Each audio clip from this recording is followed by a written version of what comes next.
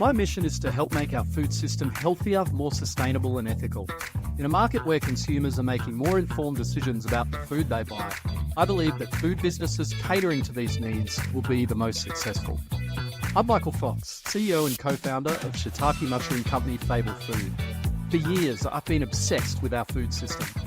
Welcome to my podcast where I talk shiitake with successful chefs, food industry executives and entrepreneurs to learn about what's led to their success in the food industry.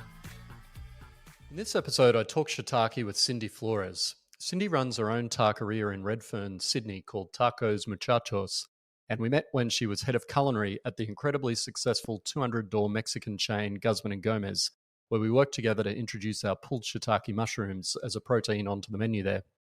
Cindy grew up in the small town of Sayula in Mexico, then studied at culinary school in Guadalajara before moving to Australia and embarking on her mission to bring amazing Mexican food to Australians. She certainly managed to do that in a big way, and it was a real pleasure to speak with her. We had the pleasure of meeting when you were the head of culinary at Guzman y Gomez. I think it was about 3 or 4 years ago now we met. And yeah, for those who don't know it, Guzman y Gomez is now about 170, 180 door, amazingly successful Mexican chain here in Australia. You've also done work for Mad Mex in Australia, and you're now running your own taqueria, Tacos Muchachos, in Redfern, Sydney. Yeah, you grew up in the small town of Sayula in Mexico, then you studied at culinary school in Guadalajara. Yeah, I'd love to hear more about your early years and what got you into food. Thank you very much, Michael, for having me. A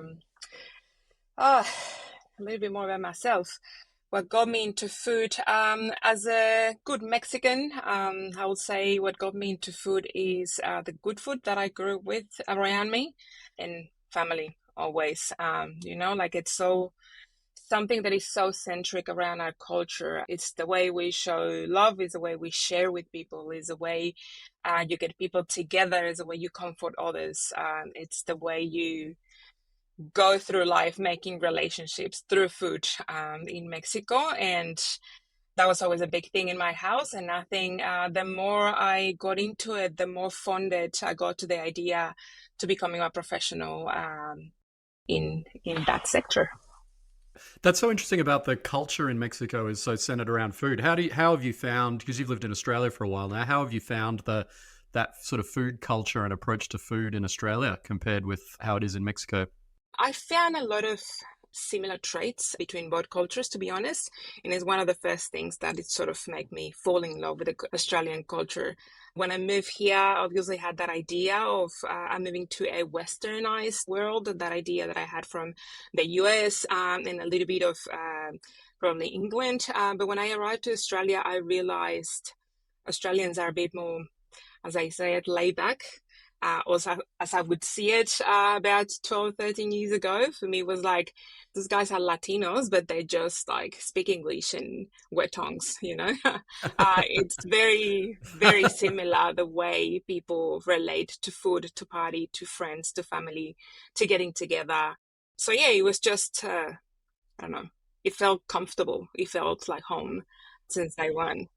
And was that through things like sort of barbecues and the kinds of sort of social gatherings that people have around food, or what were some examples of where that's... There's a lot about how Australians embrace other cultures' food and food in general, and how people, yes, obviously they get together to have a beer or two, but it's always that like meal in the pub, that like snitty with your friends. Is that we going out and then we come back, I don't know, we finish the party and we stop to the local kebab shop all together as friends as well. You do a barbecue with your family. You do Christmas around a big table as well, centered in food. Like it's all obviously the big festivities, but not only that, like every single thing that it was celebrated in Australia, it always came with a food element to it. Like you got Anzac with the Anzac biscuits. You get Australia Day with that like classic barbecue this feast. Like it's always something related to food, friends, getting together. Even I saw it like in institutions like, I don't know, the Cancer Council, the Bake Off, like all these things that they do to support each other, community, is boating day, the sausage sizzle in the school when you're going to boat. There is people trying to help the community. They get together, they bake together, and they sell. Like, again, I see a lot of similar traits in how Australian culture is centered towards food, even if they don't really believe they have much history and culture about that. I do see it a lot of someone that comes from a different background. Yeah, that's true. Yeah, the Bunnings sausage sizzle, all these kind of community events centered around food. I love your point actually about Australia's embracing different cultures and all the different cuisines. And yeah, traveling around the world, I've often felt that like we have some of the best Asian, well, probably the best Asian cuisine of anywhere in the world outside of Asia. Yeah, like incredible Thai food, Vietnamese food, Japanese. Yeah, you touched on kebabs and Middle Eastern food. And I think that's a function of we've got so many amazing immigrants here from those countries, and yeah, they've opened up restaurants, and the quality of the food here, particularly of the Asian food, is fantastic.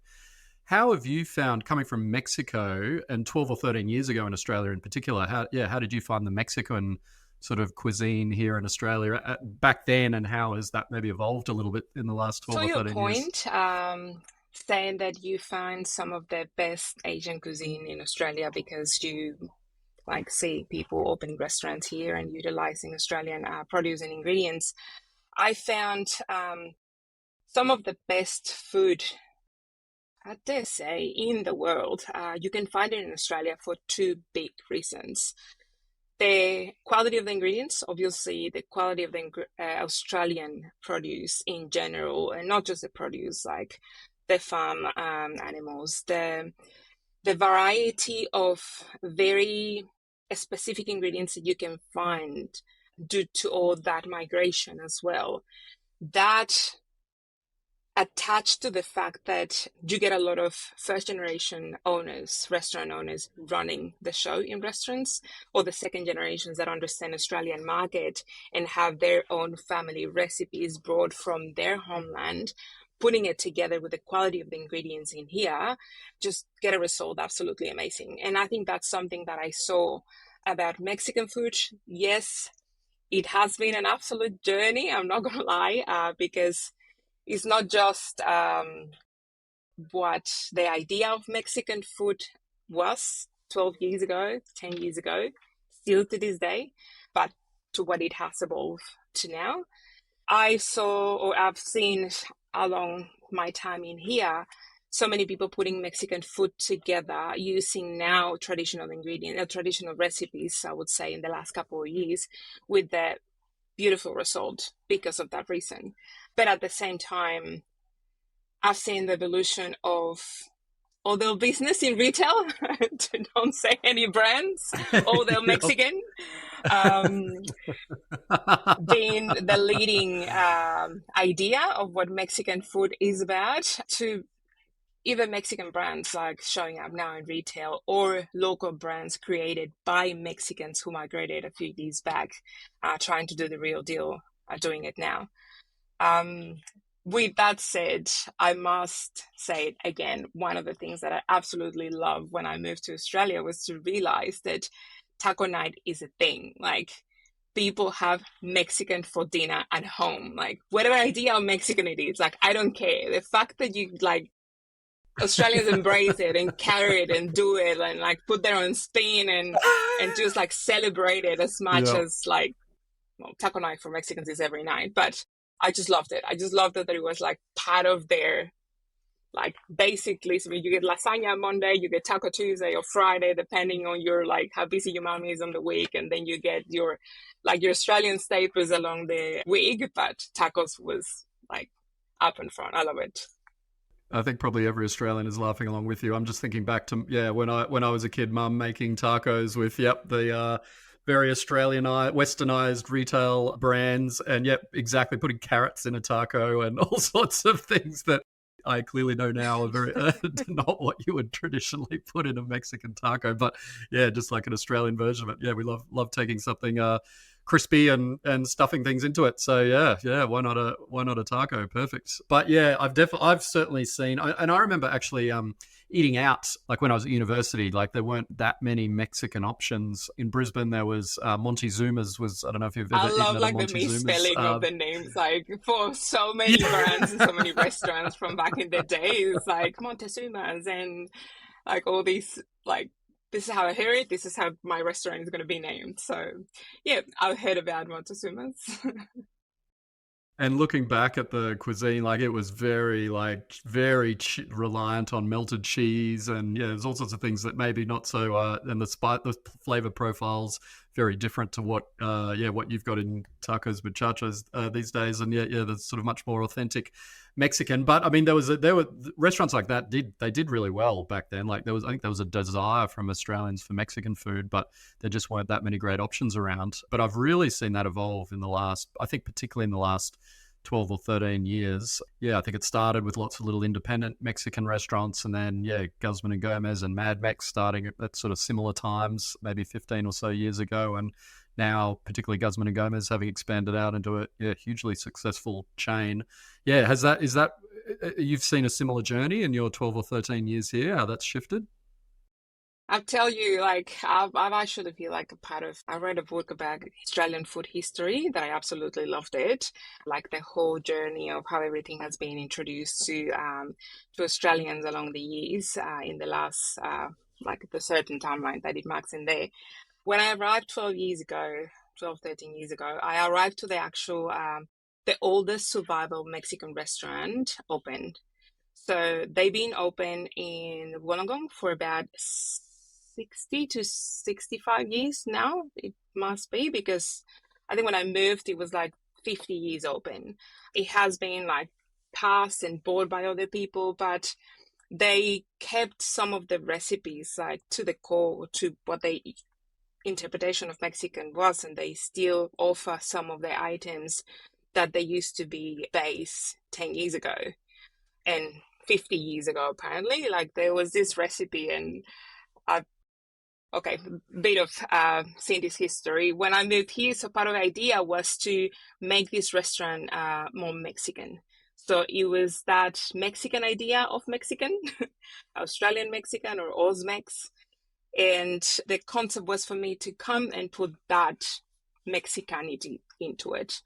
So I got in it and I'd start painting walls, teaching people about how to do Mexican servers and how to make tortillas from scratch. Like I have all these like blondies with a super strong accent in my kitchen, like teaching them how you have to shake your apron to remove all the bad vibes and bad energies before you start making your tamales. And like if your tortillas have like getting fluffy, it means that you're gonna marry it in some point in your life. And like just bringing all that cultural piece as well as the food. And we used to have two separate menus. So it was that old amigos menu and the new Mexican menu. And it was a great experience because it taught me a lot of what Australians wanted from Mexicans and from Mexican food. But at the same time, it allowed me to push boundaries, either from process, giving me time to understand, again, the Australian produce and the accessibility to many ingredients and many things. But they had this dish called Fiesta Chicken. Let me tell you, there was nothing festive about it. Like it was a party in your mouth, but not one of those parties that you go and like have a blast and celebrate and like you come back to it or you are hoping there's another of those parties soon. For me, as a Mexican, again, I know a lot of the locals loved it, and it was like it's one of the staples, one of the favorites, and I dare say still on the menu. It was a very creamy, heavy dish, and I just have to come together with the idea that someone put this together 50 years ago, saying this was Mexican, and there's no way the Mexican lady was going to come to Wollongong to tell the people in the gong that that wasn't Mexican food, you know? That wasn't That wasn't Mexican. And I was Mexican. like, gong mix. I was Gong like, Mex. There's you know Tex-Mex, what? Oz-Mex, Like, Gong Mex. Yep. fiesta chicken every day. I don't care. Like, you want to keep like, Yeah. this is your idea of Mexican, go for it. And at the end of the day, it also helped me understand that is pretty much, for me, that is Australian food. When people said, like, we don't have real dishes, like, I've heard so many Australians say, like, we don't have real dishes on a real cuisine, or other than modern Australian poached eggs and breakfast. I always like to challenge that idea because there is Australian food. There is definitely Australian food, and is that interpretation of those recipes and those flavors and those ideas coming together with the Australian ingredients and Australian produce, and that they are there after 50 years still being offered to customers. You've been an incredible part of bringing or changing Australians' idea of Mexican food, and Guzman and Gomez was an amazing platform for you to do that. You were there for 5.5 years and leading the culinary team. Can you walk us through maybe something like I think I was reading about the minced beef that you launched or that you helped adapt to the Guzman and Gomez menu. And I think I saw somewhere that it referred to as the Mama Flores style ground beef. And obviously your surname is Flores, and I've heard snippets of an amazing story here. Can you talk us through this? Like, how did that come about being on the menu? I would start saying that when I joined Guzman y Gomez, I think when I start understanding what the whole fast food concept, or not understanding, more like appreciating, respecting, and loving as a chef what the QSR model has to offer. I deep dive into the whole idea of it in a great frame, in the Guzman y Gomez frame. And I say in a great frame because it was not just about like process and consistency. There is a lot of pride about product and provenance and offering actual food.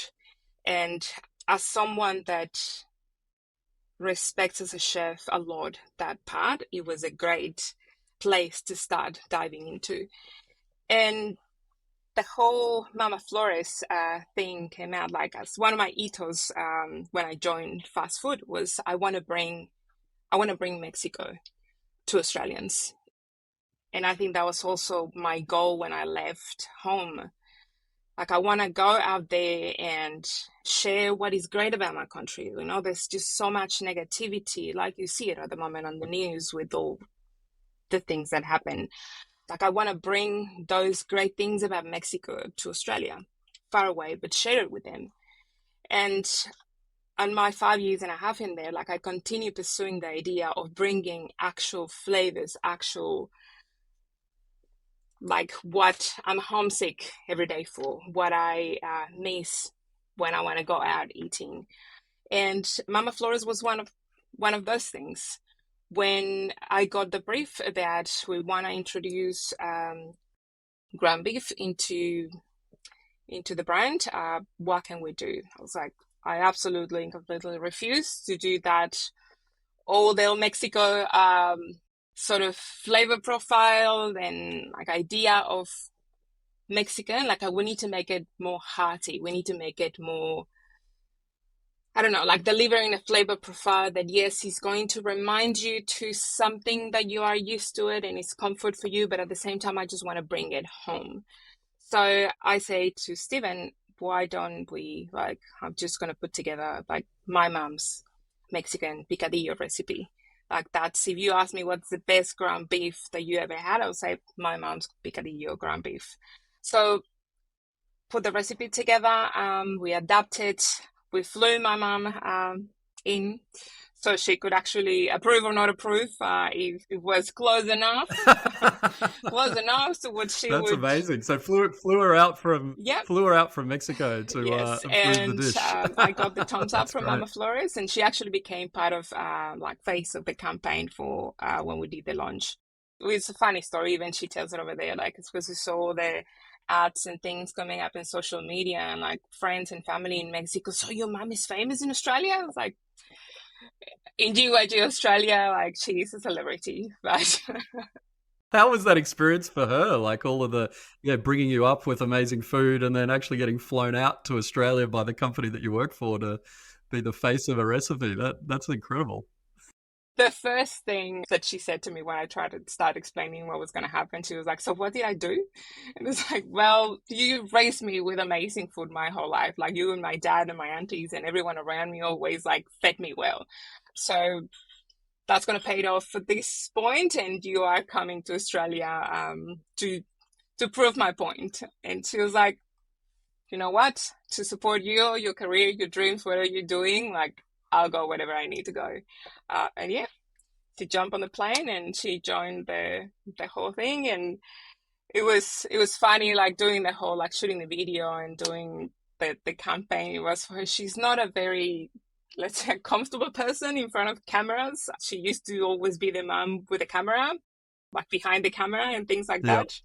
Yeah, behind so the it was camera. like the whole direction of the video. It was like, "Mom, you gotta smile, like mom." So I was just like telling her jokes and saying things of what they were taping stuff. So it was like just trying to translate the emotion that I Yeah. knew she would have while she was cooking and things like that. And it was like, how can I do it? Like, I'm just gonna, yeah. It was a lot of fun to do that, and again to bring it together and being able to offer that to the market as well. Like it was close. It was not. It is close to my heart because I know it's still one of the biggest seller, the ground beef in GYG.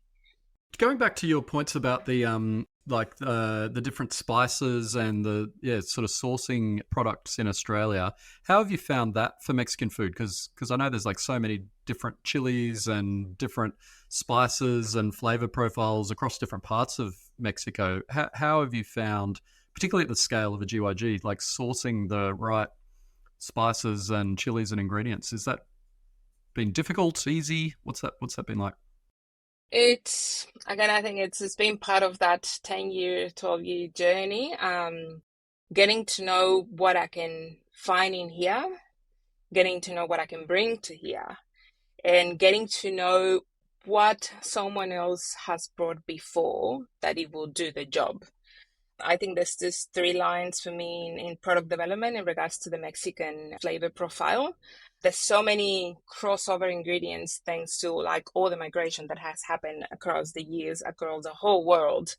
I keep learning about how much influence we have in Mexico from Chinese ingredients, from Indian spices, from Lebanese techniques.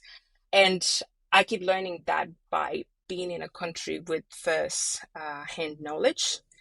With GYG, for example, one of the first tasks I had, it was to try to find local suppliers to try to make the sauces and the marinades in Australia. So we had conversations with many people. We tried to bring frozen products, IQF product.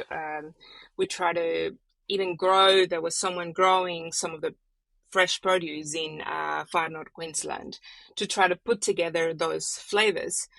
But after a couple of years of just like trying and like it was a whole like teaching phase and how to use the ingredient, how to treat the ingredient, how to put the flavors together. It ended up in a point for me like, why do I not go straight to the source?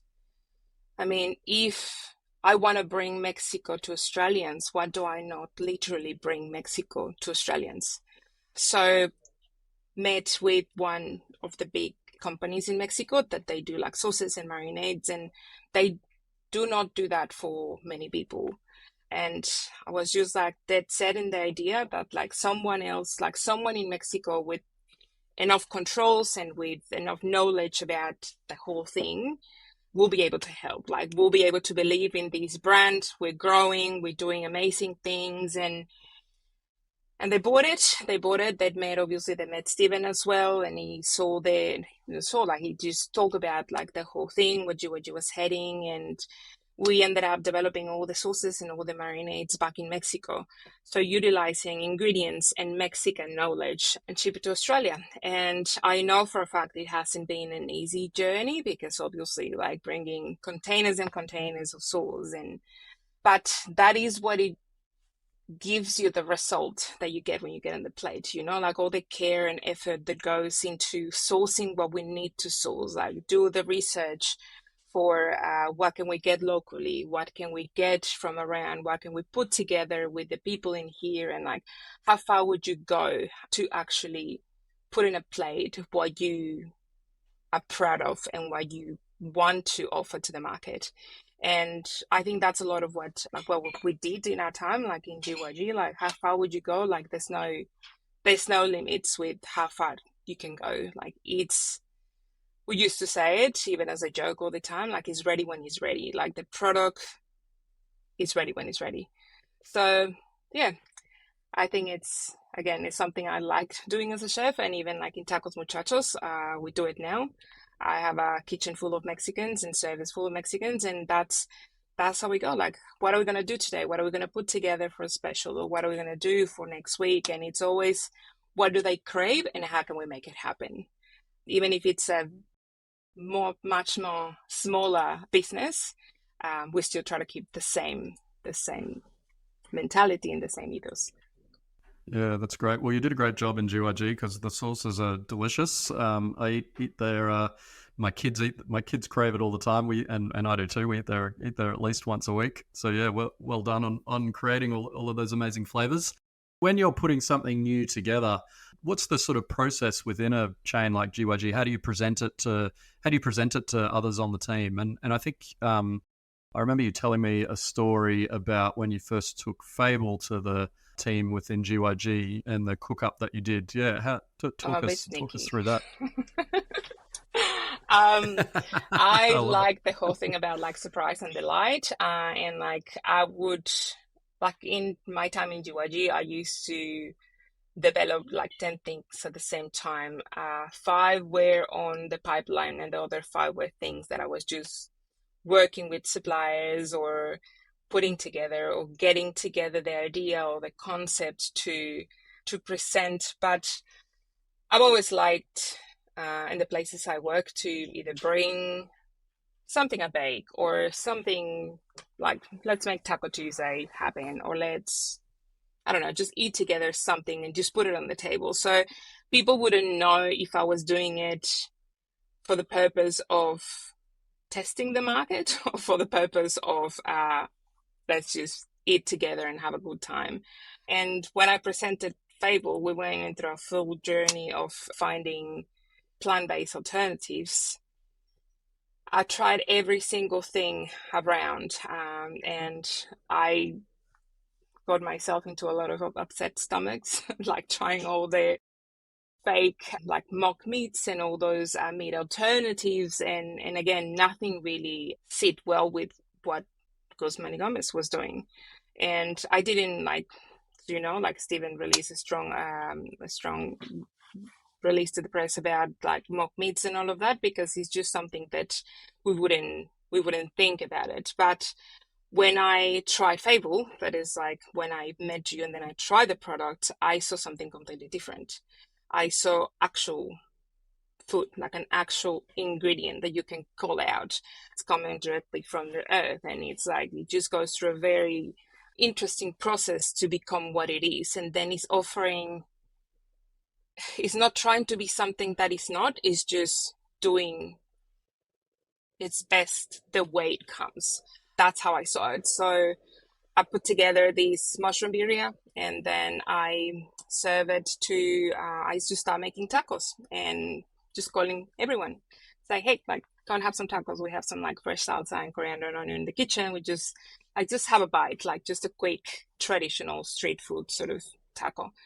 And everyone start going and like having, oh, like this beef is amazing, and like this pork is great. Like, what is it? Like, is it beef? Is it pork? It's like, it's a taco. Just have it, enjoy it, and go back to your desk. Like, like it's not.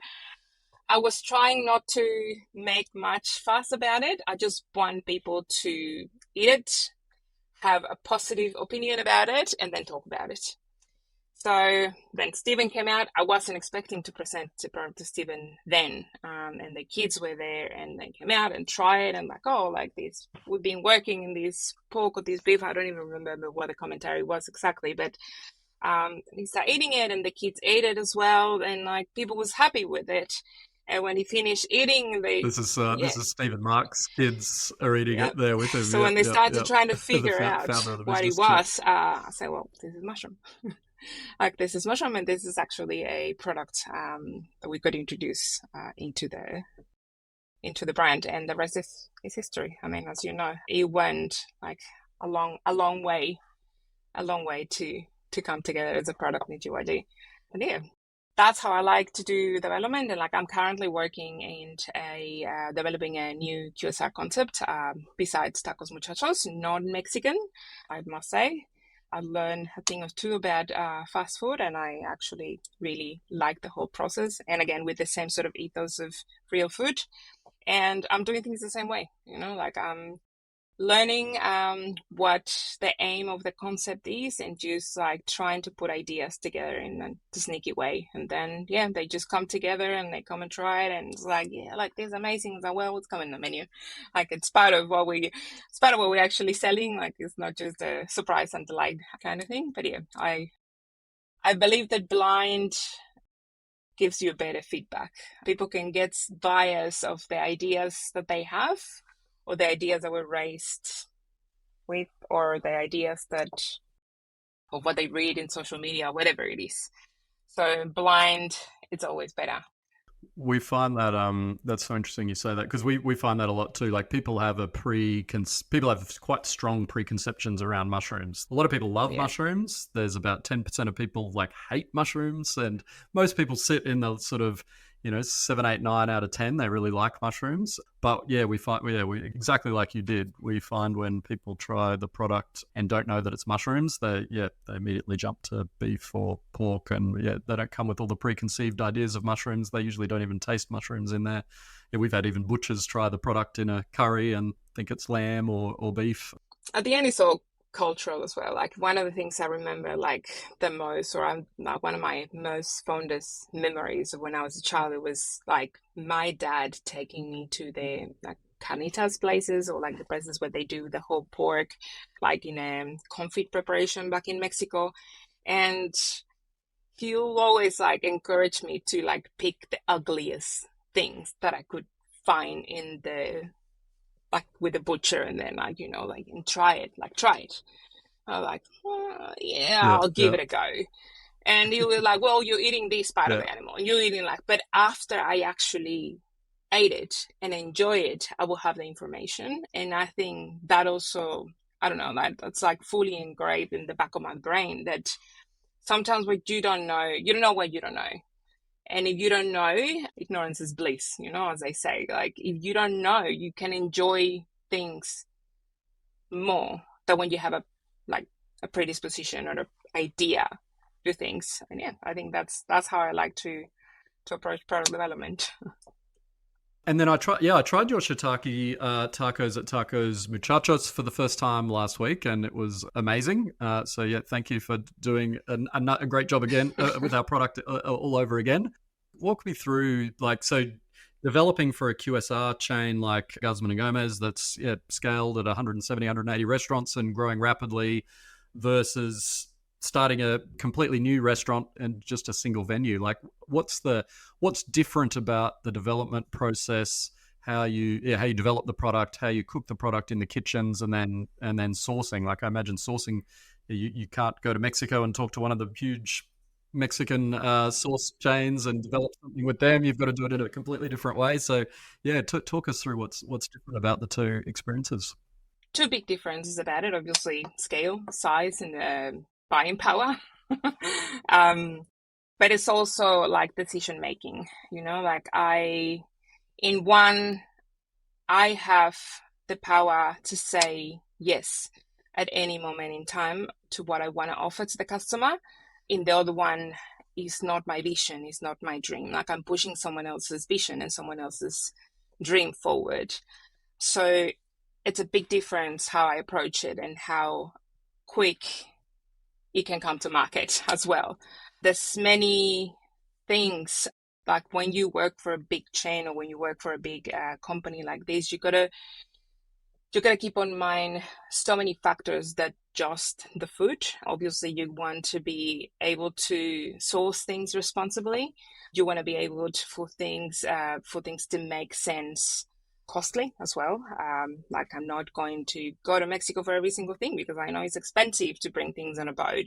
So you got to put the value where the value translates to the customer. And again, that's always something that I like to say, like even in the restaurants world, like where you're going to put the effort and where you're going to put your heart and soul, your customer has to be able to actually taste it and feel it and know is there. Like when there is no need for that, don't go that path.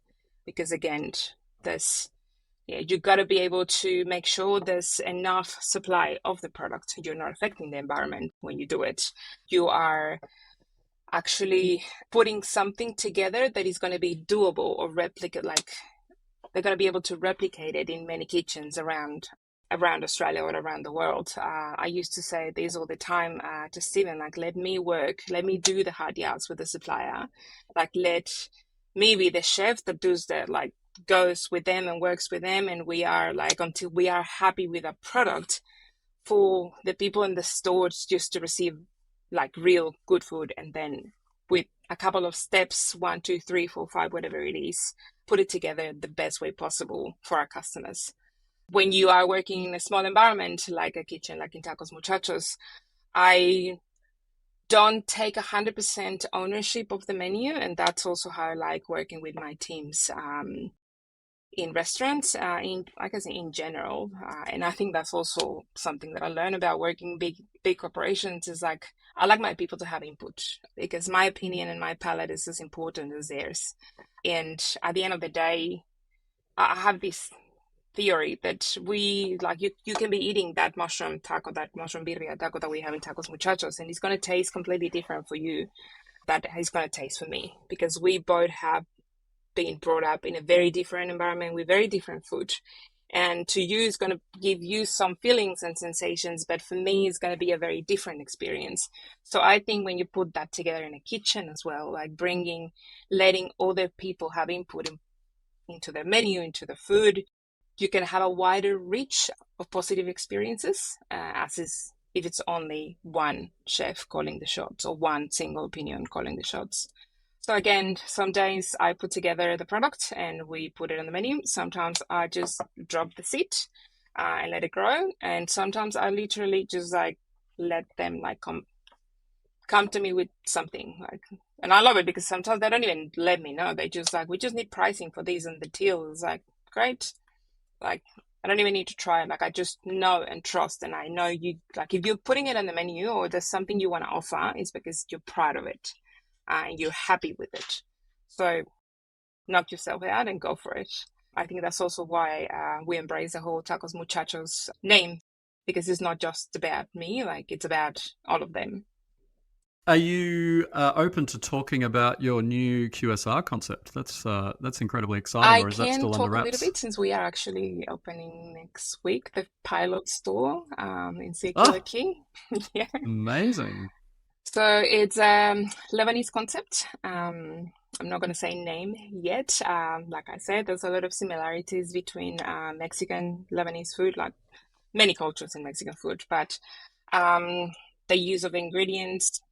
If you want to share the name, I won't. I won't actually publish this for this. It'll take a few weeks, so it'll be probably after you launch. But totally up to you. You don't have to share if you don't want to. But if you want to, then people will hear about it. So it's a concept. I'm not going to say name yet. Like I said, there's a lot of similarities between Mexican Lebanese food, like many cultures in Mexican food, but the use of ingredients. If you want to share the name, I won't. I won't actually publish this for this. It'll take a few weeks, so it'll be probably after you launch. But totally up to you. You don't have to share if you don't want to. But if you want to, then people will hear about it. So it's a concept called Sammy's Queen of Lebanese. I'll come back to you if we can share or not. um, it's a concept. It's an amazing concept. Like, I've met with the owner, director, founder, and I just fall in love with the energy and, again, the humanity, the human being behind the team. Not just him, but all the team that is involved in the company. The name of the place is Sammy's because that's his mom's name. He's been involved in other hospitality businesses before and even in politics and other things. But he always wanted to do something that would relate to him as a Lebanese, to his own life experience, to his parents migrating to Australia in the 60s or 70s. So we put a concept, like fast food concepts, same sort of idea of what you get. It's the bowls, it's the salads, it's the wraps, like the staplers for Lebanese cuisine. But everything is based on the flavors that Sammy's kitchen used to give to the kids in the 90s that would come to her house. For what I heard, like they were quite mischievous, her own kids, and all the friends will like, I don't know, just like drop the bikes in the front line and then come and she will feed them, and then they go with their full belly to continue going around the neighborhood and like playing and doing all sorts of things. So it's all played around 90s hip hop, their childhood, the mom recipes and love and care, and all in a QSR brand or in a QSR fun environment, products, etc., etc. So I come as a translator of those flavors to a bigger model, obviously to that fast-paced environment. But yeah, staying true to those flavors that they would use to feed their kids too. So that sounds like a fantastic concept, and kind of comes full circle to what we talked about at the very start, at the very beginning, where, yeah, like kind of Australian attitude to food, very multicultural attitude to food. Yeah, Mama's kitchen being the sort of center of the community, all the kids coming around. Oh, this sounds amazing. Yeah, and 90s hip hop music, tying all that in together. I can't wait to try it. Yeah. We have a couple of vegan vegetarian options. As you know, Lebanese culture, they have a few things in there. So yeah, I will see you there once we open. Yeah, I can't wait. Cool. Well, thanks so much, Cindy. I think when the next person writes a book about the history of cuisine in Australia, you have been a big part of it, bringing amazing Mexican food to Australia, and now doing the same with Lebanese cuisine. So yeah, it's been wonderful speaking with you. I've always been in the background of Mexican food, but like I said, it was my dream and my mission when I left. I just want to share that. And when I arrived here and saw how happy were Australians eating Mexican food, I was like, this is the place to do it. And yeah, I may write a book myself, who knows, about Mexican food and how to put it together with Australian ingredients one day. Well, amazing. Thank you so much for bringing us such delicious Mexican food. I, as one consumer out of the 26 million people in Australia, am very grateful. So thank you. Thank you very much for having me.